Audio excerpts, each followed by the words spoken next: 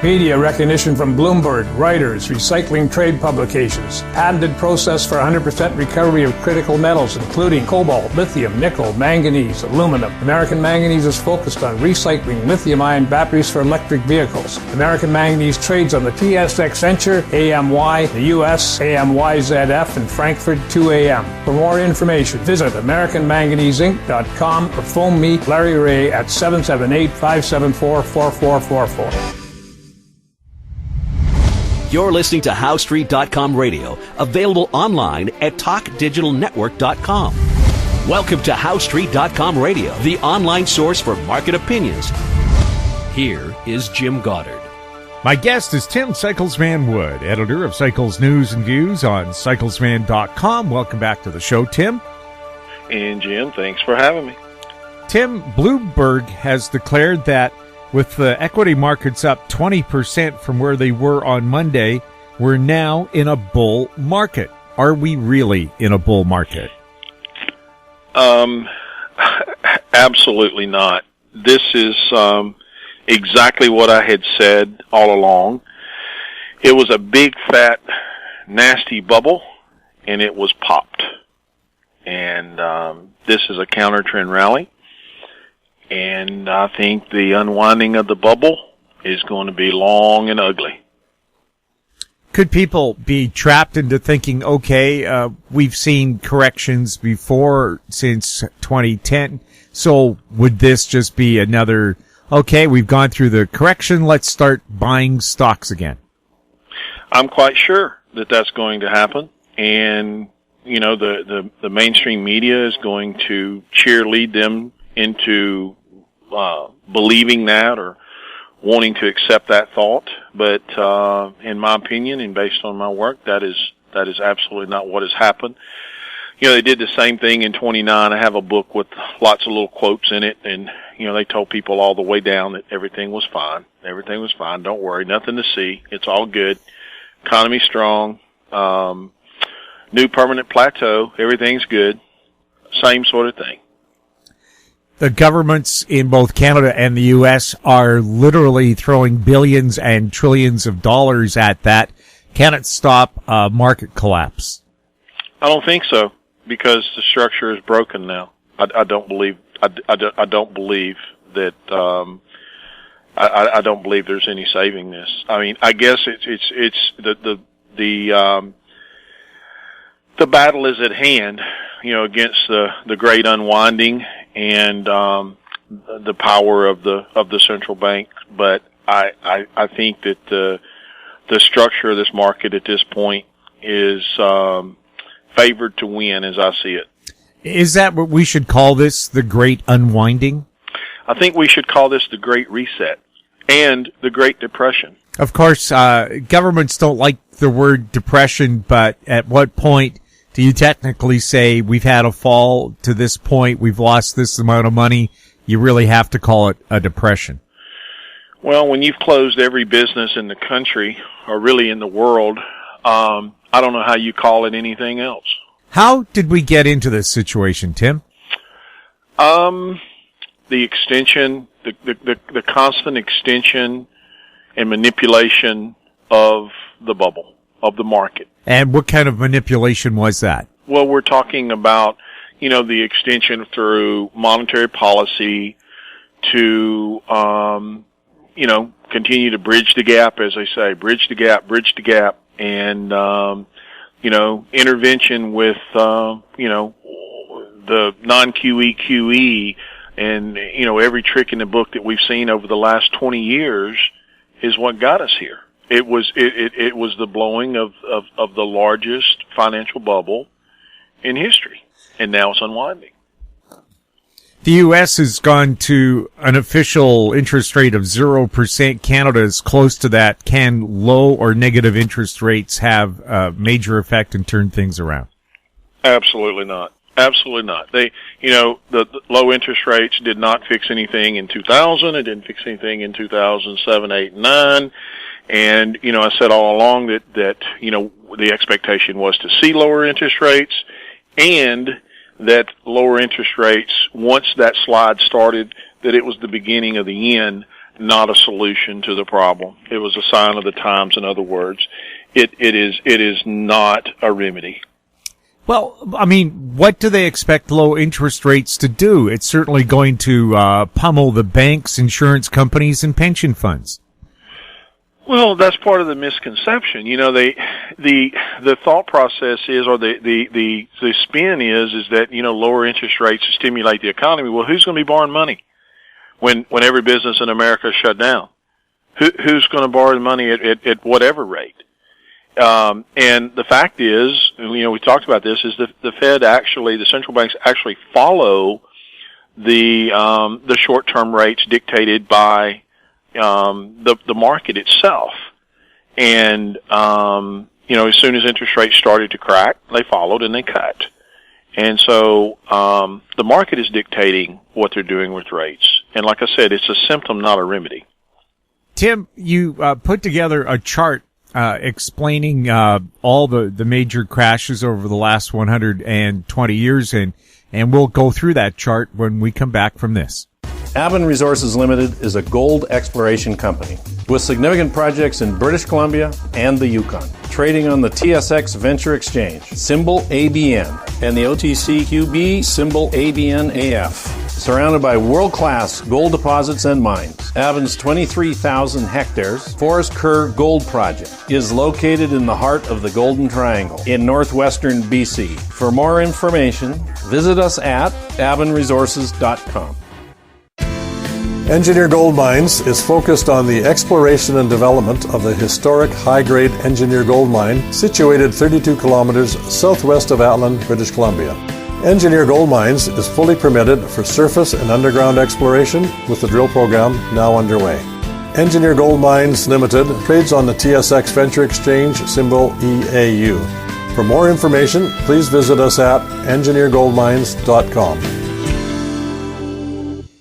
Welcome back. We're speaking with Tim Cycles Van Wood. Tim, you prepared a chart in your January 12th newsletter that shows all the different highlights and lowlights of the equity markets over the last 120 years.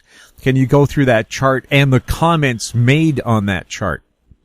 Yes, absolutely. You know, digressing, let's just go back to the 2000 top. Yeah. You know, that was equated with the dot-com bubble.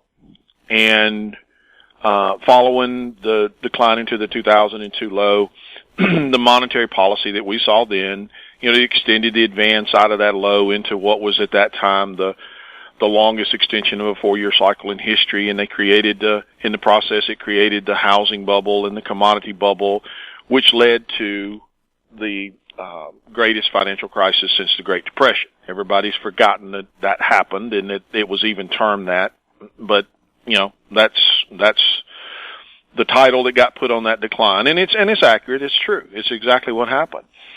And then following the 2009 low, what did we see? More of the same, but on steroids, as they say. We saw the extension of the cycle once again, and the blowing into the greatest financial asset bubble in history. And that was all amidst the worst economic recovery since the Great Depression, per all the economic data that I have put out in my letter, research papers, and so forth, and we've talked about here.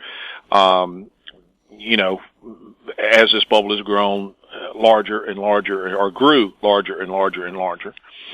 All the while we were told that like I said, that the economy was good, and we also discussed how the equity markets, primarily the U.S. equity markets, were cover for the underlying economic conditions. And yet I also said that structure was key. In other words, we had to see the market set up. And I explained that until we saw that, and it's hard for people to hear a two-part message. And on the one hand, I said, yes, it's a bubble, it's a bubble, it's a bubble, it's a bubble, it's a bubble, and all the reasons why. But I said we had to see the structure set up to pop it. And as we moved into, per that January letter and in the February letter and in my short-term updates, I also said, and I think we made the comments here as well, I said that that bubbles like this, and I knew because of the setup that I was seeing develop, I said it's going to seemingly come out of nowhere and it's just going to snap with little warning. But we saw the structure. We understood the structure. And so subscribers knew what was happening. Blow by blow, we watched it, identified it, and saw it fall in place as it fell in place. And now what we have is the unwinding of that bubble. But let me digress again for a minute. Back in 2000, it was blamed on the bursting of the dot-com bubble. Everybody saw that. No problem. It's widely accepted. In 2008, it was blamed on, after the bubble burst. We were told it wasn't a bubble, but then after it happened, it was the housing bubble and the subprime was the issue. Well, now this bubble, after it's popped, the cover story is that it's a virus. There's always the news always comes out with a reason, and that brings us to the January letter. And I made the comment in there, and I showed, there's a couple of things to look at. Number one, we had the bubble, which you can clearly see on the chart, and you can see the bubble, how the market just went parabolic into the 2000 top. And that was the irrational exuberance and dot-com bubble. And you see the correction. And it corrected in part, down into that 2002 low. And then you can see graphically how, coming out of that, the monetary policy I talked about, pushed us up parabolic again into another bubble. It was a bigger bubble than the last bubble, and then we corrected again with the worst financial crisis since the Great Depression. And then coming out of that, based on the monetary policy again, and the weak economy and so on and so forth, remember, I said it was the worst economic recovery since the Great Depression. That's a matter of fact. And yet, it was blown into this ginormous liquidity bubble. And even, I've got it dated, even September the 26th, 2016, during the campaign, Trump called it a big, fat, ugly bubble and worst revival of an economy since the Great Depression. And that's a quote. And it was fact. It was fact. But coming out of, following the election, it's ramped up even further into an even greater bubble. Just extreme, the most extreme thing in history. And yet, everybody thought it was okay. Nobody realized it to be the bubble that it was. And you couldn't tell anybody that, no one would listen. That was a new norm. And the reality of it is it says right here on the chart, as I continuously warned, like I said, the message was two-part. Yes, it was a bubble, but we had to see the structure for it to pop. And I said right there on the chart, I said that it was a bubble that would eventually lead to the worst global financial disaster in history. Well, welcome. Here we are. And today, people still are looking at by the bottom. What's the latest? I'll get a call from, some of my novice friends, or, my brother-in-law, or somebody say, hey man, what stock you think I ought to buy? Where could I stick, a little bit of money? What opportunity? The people don't understand what has happened. We've rounded the curve. This is the unwinding of the largest bubble in history, and people are still looking to buy the latest stock, and they think that the Fed is going to save this. They don't understand what has happened. This is a great financial reset that we heard about. It's not a buy the dip. All these billions and trillions of government is throwing at the market in various ways. Is that money just going to disappear and it'll be like it never happened at all?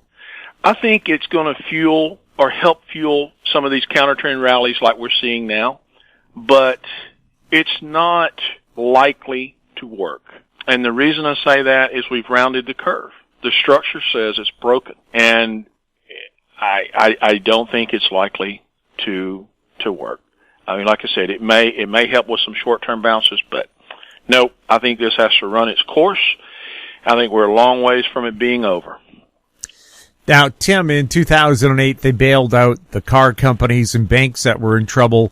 Should public funds be used to do that again, bail out big companies? I don't think so, because if you go out and you open, Jim's Burger Stand and you make bad financial decisions and you end up in having to file bankruptcy because of your bad decisions. I don't think you should be bailed out, and you probably don't think you should be bailed out either. So I don't buy that too big to fail thing. These companies have bought back their stock, and they've made the bad decisions that they've made, and now they're standing with a handout. And what I think this is going to result in is more socialistic tendencies. It's going to be a blending of big government with big business, and there will definitely be bailed out. It's going to be the same thing with the state governments and municipalities, and even individuals. It's going to trickle all the way down. People are going to look for the government for assistance and help because of the financial losses. The states are going to look for the financial help and assistance. So are the municipalities. Is your fear, if they do these bailouts, is that it's going to lead to even more of a marriage between big government and big business? That's exactly what I'm saying. It's going to come. Bailouts and aid always comes with more red tape and in effect more of a socialistic trend. Absolutely. We'll have more with Tim Cyclesman Wood right after this. Cypress Development Corp. is developing a world-class lithium resource in the heart of Clayton Valley, Nevada. The size of the resource makes the Clayton Valley project a premier asset with the potential to impact the future of lithium supply. Cypress Development Corp. trades on the TSX Venture Exchange, symbol CYP, the OTCQB, symbol CYDVF, and on Frankfurt, symbol C1Z1. For more information, please visit our website, cypressdevelopmentcorp.com. Don't miss out. Stay informed. Receive the HowStreet.com weekly recap with thought-provoking podcasts, radio, and articles delivered to your inbox. Sign up for the HowStreet.com weekly recap on our homepage at HowStreet.com. Welcome back. We're speaking with Tim Cyclesman Wood. Tim, what do you see happening with gold? Gold is the holdout. But let me come back to gold if I could. Let me say that, obviously this equity bubble held on far, far longer than ever imagined. But it did set up and it did crack. Commodities. We talked about commodities, and it's all laid out in the letter. I have said that it's been a while since we talked about this, but it's all laid out in the letters as well. That this was a downturn based on raw materials data, commodity price data, that this was a downturn out of the sixth economic cycle since 1800. And we saw a little low in the commodity prices back in late 18, early 19, and we saw that cycle set up and crack. And I said that prices, that commodity prices and crude oil would go lower. And yeah, they lingered a little bit. Absolutely. You can't make the market move when you think it should, but you can read the data and that it's going to do what it should do based on the statistics and the underlying, your underlying work, underlying data. And I knew that, I stuck to my guns on that. I knew that commodity prices, oil prices were going to move lower. I've said that, and they have. The fact that they hung on a little bit, hey, can't help that. But it's come to pass. Said that interest rates were going to move lower, and they have. That trend started back in November 2018. We started to see it heat up in, I think it was April or May of last year, and then we got to this little pause period. It's in the December letter. I said that we were in a little pause period with interest rates, and they were ready to turn back down along with commodities, and they did. And now I said that, that was going to force the Fed to more desperate measures and should pressure the economy even further, which it has. And the one holdout, coming back to gold, has been gold. And absolutely, it has held up stubbornly well. But it doesn't change the fact that I think that it's at a 9-year cycle top. All of the data that supports that has not changed. The data has an impeccable track record. The fact that it's held up a little longer, like everything else, this whole thing has taken so long to come to fruition. But it is what it is. And those, that setup is still in the works. And if I'm right, and we go into this next phase of this liquidation, I think it's going to be broader-based liquidation, and I think we're going to see gold hit, and I think we will also see potentially the U.S. bond market hit. I think that there's some structural stuff that I'm watching. I'm covering it in short-term updates, but if this is broad-based enough, I think it could affect the bond market and get really, really nasty. So I'm watching all that structure, as well as the structure with gold, and if we see the little crack, we see the setup. And I know that doesn't make sense to a lot of people, but if they're reading the material, they understand. And once we see that in gold, we're going to know. And once we see that in bonds, we're going to know. And then I think that's going to lead us to the next liquidation phase. What's going to happen with crude over the short term?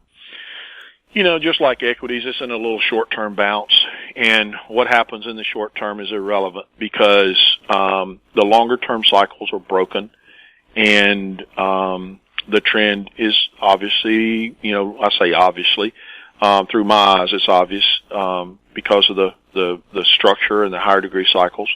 It's going lower. It's going lower. Commodities are going lower, and along with equities, as this bubble continues to unwind. So many people have said the market has fallen so far, they don't plan to get out now, expecting it to turn up soon. Should they still bail if they can, save what you can, and wait to ride this out? I'm not going to give specific advice to anyone, but I understand that train of thought, and I know that's why I said, let me answer that question this way. When this rally out of the 09 low began, that was a long time ago now, I said that the longer it lasted, the more devastating, more dangerous, was the word I used, the more dangerous it would become. And people have been so trained to this buy the dip, it's going to bounce back, buy the dip, it's going to bounce back type thing, that, yeah, that's what they think. And you know what? There's a slim chance that maybe it does. But the data does not suggest that. And what's going to happen, that's part of the cycle. People say, well, it's down so much now, it's oversold. And they look at traditional readings, and by not understanding what's really happened, they look at it from traditional methods, and they say, it's going to bounce, we got a bottom, and it just keeps going. We get this rally here. We've had a nice rally, like you said, up 20%, which, I had a cycle low due. We knew that based on the letter and the research there. So no surprises there. But, it's a counter trend bounce. And when it rolls back over, I suspect most people won't get out because they're going to be hopeful that we have seen some sort of a low. And if I'm right and we haven't, they'll probably hold and continue to think that we've been at some kind of a low, not understanding that things have changed. And they'll ride it to the point to where they just cannot endure the pain anymore. That's when you get the final capitulation and the cycle low is made. And unfortunately, they've taken enormous losses at that point. So that's the way the psychology of it works, and I think that's where we're at. I'm not telling anybody what to do, other than I will just say that things have changed. This is the bursting of the bubble that we have watched for years develop, and this isn't 2008. Tim, thank you so much for the update. Thank you. My guest has been Tim Cyclesman Wood, editor of Cycles News and Views on cyclesman.com. If you have any questions for Tim or any of our other guests, you can send them to info@housestreet.com. Our YouTube channel is Talk Digital Network. Find us on Twitter @HouseStreet or also on Facebook. I'm Jim Goddard. Thank you for listening. Comments made on HouseStreet.com radio are an expression of opinion only and should not be construed in any matter whatsoever as recommendations to buy or sell any financial instrument at any time. Available online at TalkDigitalNetwork.com. HouseStreet.com radio is a production of House Street Media Incorporated.